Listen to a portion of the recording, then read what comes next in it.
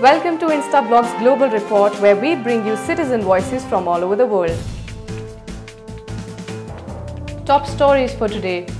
Anti-war protests in New Zealand against rice. Racism still prevalent in South Africa. Growing unrest in Nepal. And Indian cinema deviating from a social role.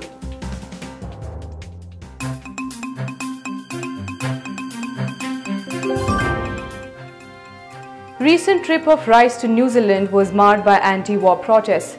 The Victoria University Students Association president asked for arrest of Rice because she is responsible for deaths of at least 6 lakh Iraqis killed since the 2003 invasion of US-led coalition troops. CJ Brian Clark brings more information on this. This is Byron Clark, citizen journalist from New Zealand, reporting for Instablogs. When US Secretary of State Rice visited New Zealand last weekend, it did not go unnoticed by the anti-war movement. She had to change hotels as the workers in there had planned strikes to coincide with her stay. Despite bad weather, 150 people protested outside Government House as Rice met with New Zealand Prime Minister Helen Clark and Foreign Minister Winston Peters. Several people turned up to the demo with handcuffs, and the protest included chanting, speeches and an impressive US flag burning. According to indie media, protesters were met with a violent response from law enforcement. Police violently forced protesters to move off the sidewalk and out onto the road. Protesters were shoved, punched and thrown into the street, and pain compliance holds used on several protesters to get them to move.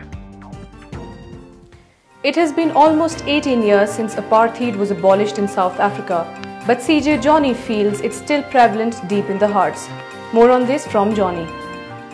Hi, this is Johnny Stensby, citizen journalist reporting from South Africa for Instablogs. Recently, a white young man, barely in his 20s, went to a village and started shooting wildly, killing 4 people and an infant child. The news shocked the world and questioned the stability of the Rainbow Nation. The boy's family was robbed by black robbers, and his brother was also a victim to black criminals, making him lose his humanity.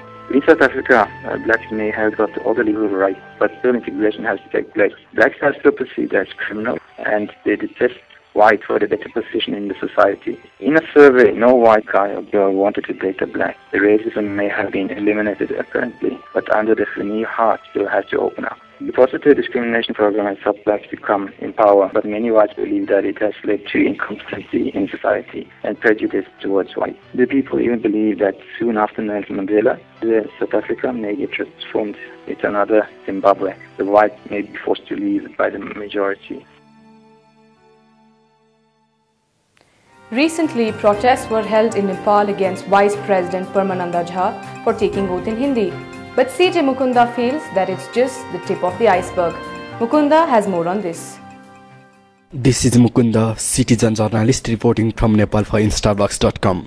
Students' organizations in Nepal revolted against the Indian origin Vice President Paramananda Jha taking oath in Hindi. They believe that the intention was to hurt the national unity, integrity, sovereignty and self-respect of any Nepali citizen.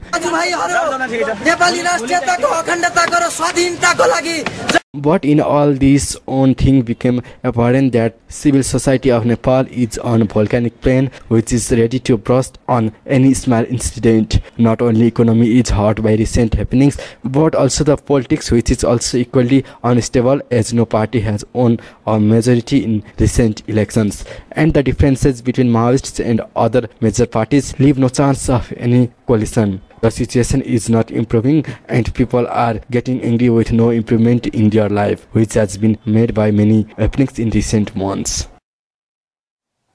Indian cinema is no more the pulse of the people as it used to be a few decades ago. CJ Radhika observes the growing difference between the real and the real.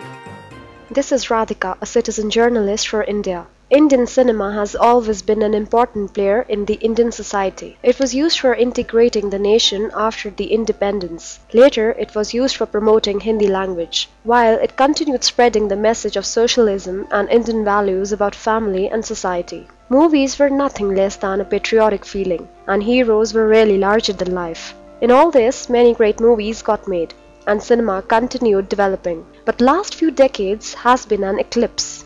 Movie tickets may have quadrupled, but movies have lost their impact. No more cinema has a purpose, a movie, a script. Now, they are like mindless collage, where everything is ephemeral. Now, it has even gone to the extent that the distinction between hero and villain is blurring. This may be good for academic viewpoint, but not for society, where the need of moral gauge has not been replaced by anybody.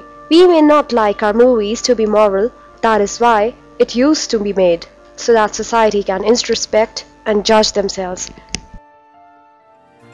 And even you can contribute to Instablogs. All you need to do is contact us at cj@instablogs.com. That's it in today's show. We'll be back with more opinions and more voices. Till then, it's a goodbye from the entire team of Global Report.